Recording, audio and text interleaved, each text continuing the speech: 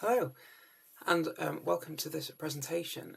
So my name is Pearson. I'm Assistant Professor in Mental Health at the University of Nottingham, and I'm going to talk a little bit for the next 10 minutes about my area of research, which is poetry, and particularly looking at how poetry might be able to support meaning making and understanding and recovery for people who've experienced what we might describe as psychotic symptoms.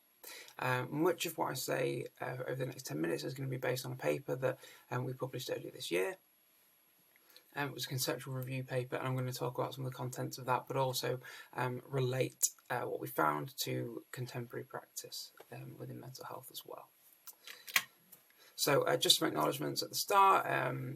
Dr. Gary Winship and Dr. Stefan Rennick-Eggleston, my supervisor, and had a lot of input into this paper as well as me.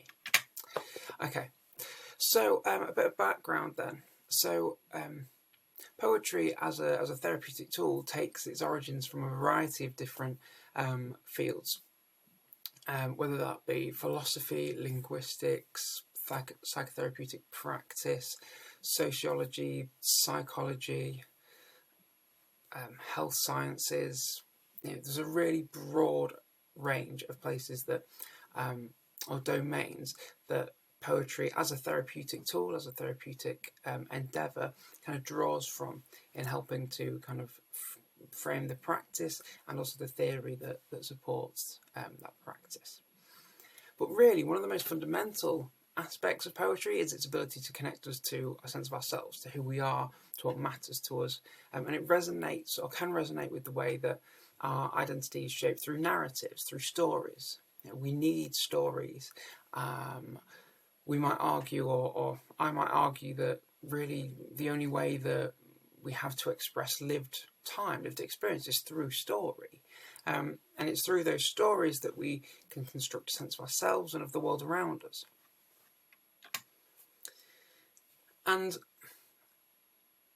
that element of poetry, that idea of it resonating with our sense of self and how we see the world, can be particularly important for people who experience what we might describe as psychosis, because often those experiences are characterized by people having a different sense of who they are, of their environment, of their social situation, and what's really interesting is there's a lot of kind of anecdotal, historical stuff that will, often when you read about great artists or poets or actors, there's this kind of anecdotal evidence about the relationship between mental health problems and these sort of creative individuals. And with psychosis, or what we might describe as psychosis, anecdotally, there's lots of evidence there that says particularly poets are predisposed to some of these phenomena. And yet, there's very little evidence that's really been done on the subject.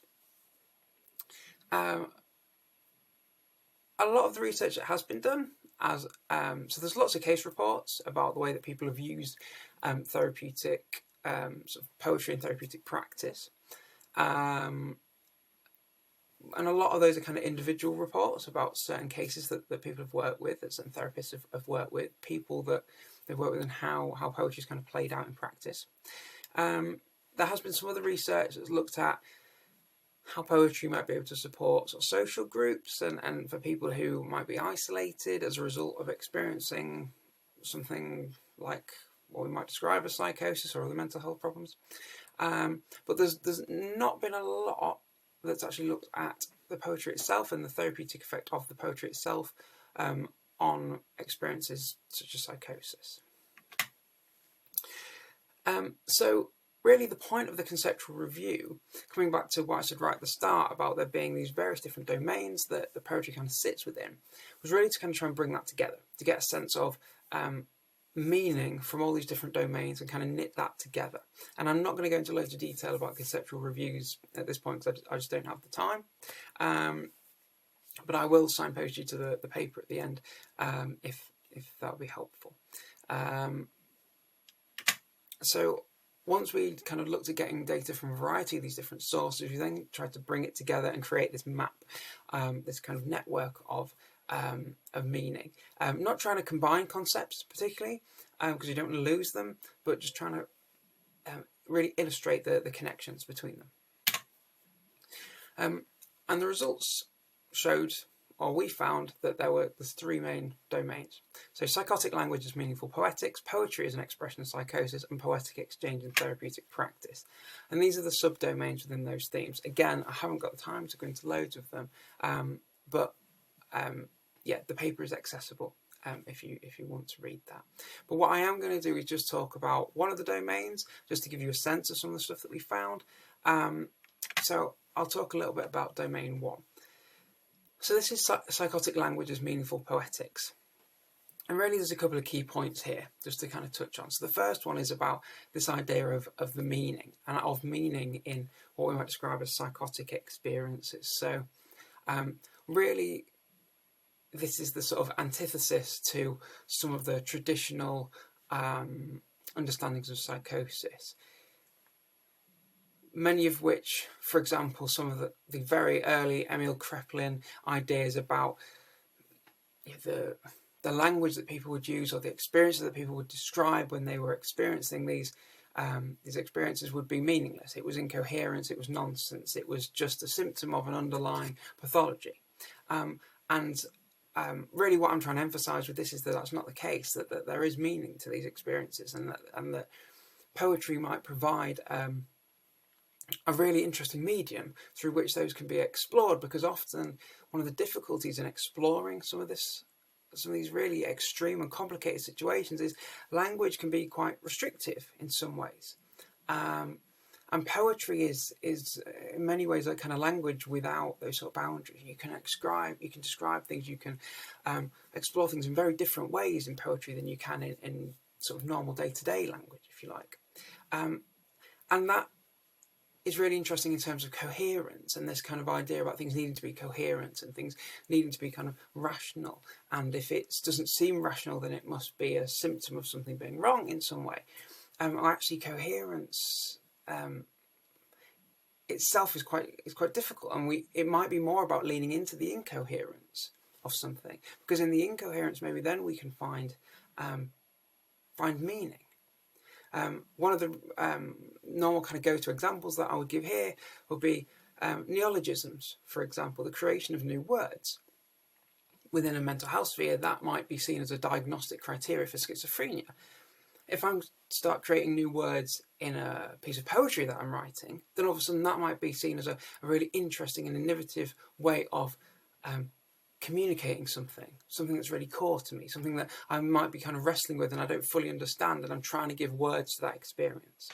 And when we think about language in that way, then the actual exercise of giving words to an experience becomes an active process of meaning making, and that kind of shifts the perception of somebody who's kind of passively suffering from these experiences through to someone that's actually engaged in an active meaning making process around these experiences that they're going through.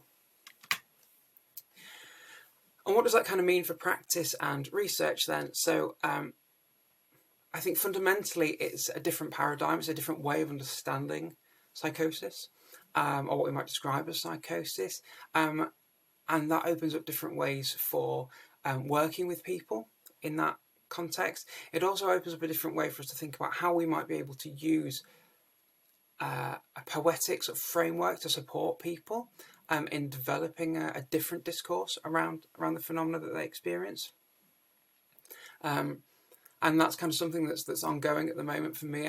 In my research, I'm trying to do lots of interviews with people who've experienced what we might describe as psychosis and written poetry, to try and find out what is it that's helpful, what is it that's therapeutic, and how can that kind of be put together in a framework to best support people. And I'm really interested in this idea of a poetic wavelength. So there's a paper by Richard Lucas, and he talks about this idea of the psychotic wavelength, and gives the metaphor of a radio, like an FM radio, and trying to tune in to that radio.